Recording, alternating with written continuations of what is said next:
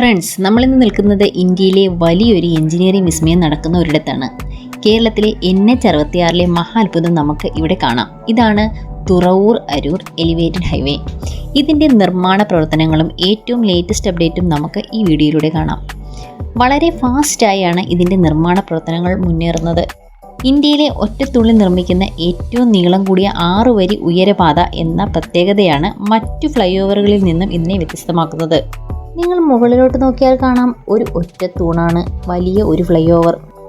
തുറവൂർ മുതൽ അരൂർ വരെ 12.75 കിലോമീറ്ററിൽ 374 തൂണുകളാണ് ഇതിനായി നിർമ്മിക്കുന്നത്. 24 മീറ്റർ വീതിയാണ് ഈ ആകാശപാതയ്ക്കായി ഉള്ളത്. 30 മീറ്റർ വീതിയിലാണ് ദേശീയപാതയ്ക്കായി ഭൂമിയുള്ളത്.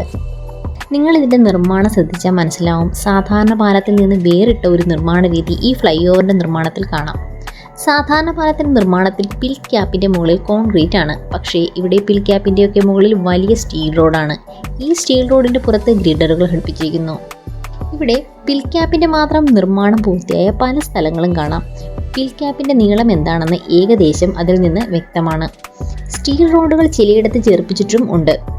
അതിനാൽ ഇത് സ്റ്റീലും കോൺക്രീറ്റും ചേർന്ന ഒരു എഞ്ചിനീയറിംഗ് വിസ്മയമെന്ന് നിസ്സംശയം നമുക്ക് പറയാനായിട്ട് സാധിക്കും. നിർമ്മാണ കരാർ ഏറ്റെടുത്തിരിക്കുന്നത് മഹാരാഷ്ട്ര കമ്പനിയായ അശോക ബിൽകോൺ കമ്പനിയാണ്. 1675 കോടി രൂപയാണ് നിർമ്മാണ കരാറായി കണക്കാക്കപ്പെടുന്നത്. തുറവൂർ മുതൽ അരൂർ വരെ 5 റീച്ചുകളിലായാണ് വർക്ക് നടക്കുന്നത്. ഗ്രിഡറുകൾ പലയിടത്തും ഘടിപ്പിച്ചിട്ടില്ല. അപൂർവം ചിലയിടങ്ങളിൽ മാത്രമേ കുഴിയെടുക്കുന്ന വർക്കും നടക്കുന്നുള്ളൂ. ബാക്കി എല്ലായിടത്തും പിൽ ക്യാപ്പിൻ്റെ വരെ എത്തി വർക്ക് നല്ല രീതിയിൽ തന്നെ പുരോഗമിച്ചിട്ടുണ്ട്. നിലവിലെ ഈ പാതയ്ക്ക് കുറുകെയുള്ള വൈദ്യുതി കമ്പികളെല്ലാം ഒഴിവാക്കി ഭൂമിക്കടിയിലൂടെയുള്ള കേബിളുകൾ സ്ഥാപിക്കുന്ന ജോലി ഏകദേശം പൂർത്തിയായിരിക്കുന്നു.